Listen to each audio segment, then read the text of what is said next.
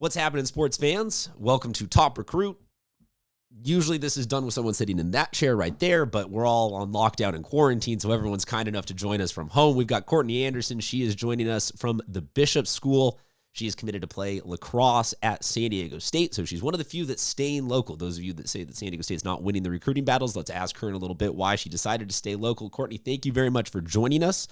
Hope you're enjoying your downtime. I'm sure you're doing nothing but watching film and practicing cradling and have not taken a single moment to lose focus on that championship chase. How are you doing? Thank you very much for joining us. Thank you very much for having me. So can we start with you deciding to commit to San Diego State? What was that choice like for you? So I committed my junior year, like winter season, November-ish. My process was fairly long. I had a lot of great schools interested in me. I decided on San Diego State mostly because of the coaching and the team. The coaches are absolutely phenomenal, and like I knew from the beginning that they were most interested in my success and me becoming the best athlete I could be. So I knew that that's where I wanted to be. Did it at all help that most of the lacrosse schools are back east and freezing cold, and here you'd be able to stay warm? Did that play a factor at all? That was also a factor. For a little bit, I love it's like kind of a joke on my club team about how I love the sunshine. So yeah, here to stay in San Diego. Well, and no, I asked because I'm a San Diego native, and I went to Syracuse for grad school, so I got fully like indoctrinated into the lacrosse culture and everybody being so proud of how tough they are that it's 4 degrees outside and they're standing outside to play lacrosse. And I'm like, no. That's not a requirement. You can choose to be warm and still enjoy sports. Yeah. So let me ask you about lacrosse though, because how did you get started on that? It was not necessarily something that was a youth sport when I was growing up, and it sort of is becoming that. It hasn't quite blown up yet, but why decide on lacrosse to take your life with that direction? Yeah, so I started when I was younger. I played a lot of basketball, and actually, you probably know who Isaiah Dawson is. His dad started a team out by me in Eastlake called the South Bay Outlaws, and I was a 5th grader, but at the time I knew that I was a bit done with basketball, so I played up. I played with the middle schoolers, and ever since then I fell in love with the game. Okay, let's go back to that 5th grade maybe time period. And was there a moment that it all clicked where you picked up the stick and just like a light shone down from the heavens and you were like, this is my jam. I'm going to play this sport. Like, what got you so hooked on lacrosse?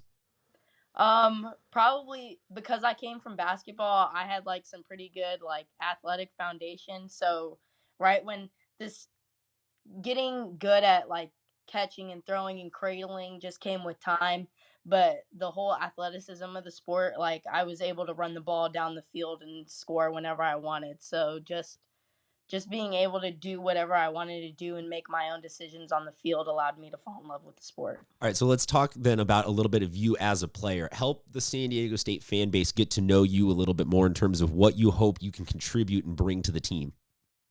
Yeah, so I'm a defender, so the thing that I hope to bring to the team is just some great one-on-one defense, great communication, and all around I pride myself on being a really good team player. So whether that means I'm on the field or off the field, just contributing my positivity in any way that I can. So you talked about the athleticism, the footwork. The girls' version of the game is a little bit trickier, I feel like, to play defense than the guys' version, because the guys' version, you just see them basically take a stick and go whacking. It's like the most fundamental caveman of things. See a ball, have a stick, go whack the dude. You basically, everything gets called a foul if you get too aggressive or too close. So how does a good defender learn that nuance of sticking to their girl?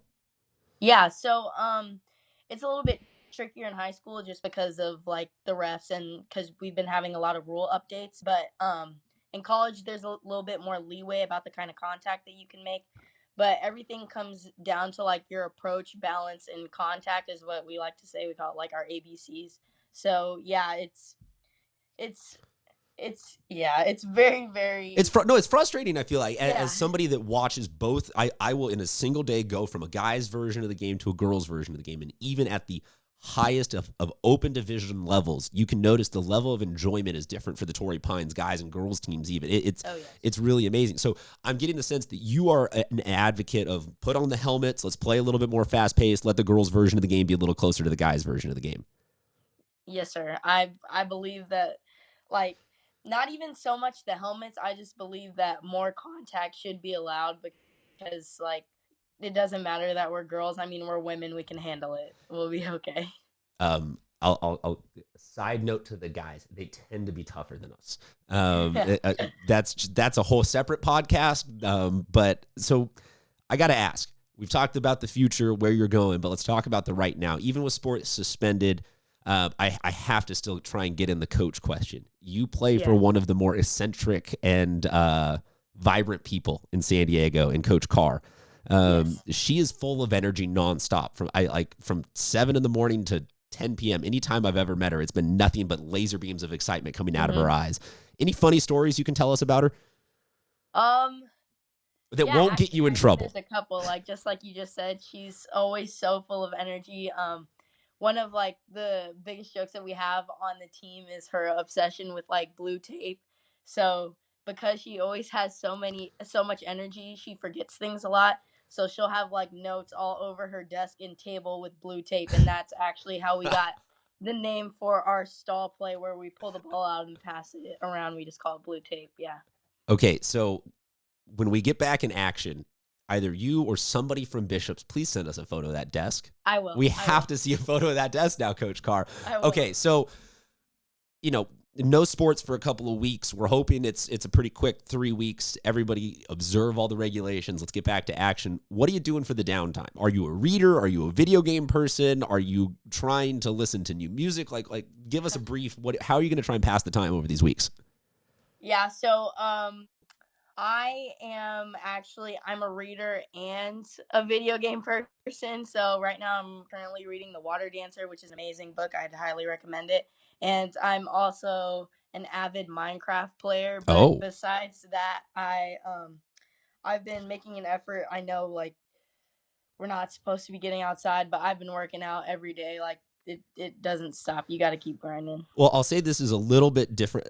I am one of the few generations that probably can actually speak on this. When I was in high school, the fires came through and shut San Diego down. And that was, you actually couldn't go outside because everyone that went outside, you wound up with lung issues. And so this little bit different. You're still able to work out. So I'm glad to hear that you're still doing that. But maybe go check out that book if you're looking for a good recommendation, because I guarantee you will get bored eventually, everyone out there watching, even with our great interviews. Check out Minecraft. Courtney, thank you so much for being on with us. Look, if she gets back in action, you got to go check her out. But the good thing is, if this season, it's not good if this season doesn't happen, but if this season doesn't end up happening again, you can go check her out at San Diego State next year. She will be trading in, is it maroon and gold at Bishop's? Is that the official colors? Yes, sir. She's trading in maroon and gold for black and red. La Jolla High colors. All I got to say right there, as an alumni myself, and I apologize for ending it on that note, but Courtney, thank you so much for being on with us. Guys, get to know all the local talent, because obviously we have crazy amounts of Division I athletes just like her all over San Diego. Thank you very much for checking in with this Top Recruit, and guys, we'll speak to you next time.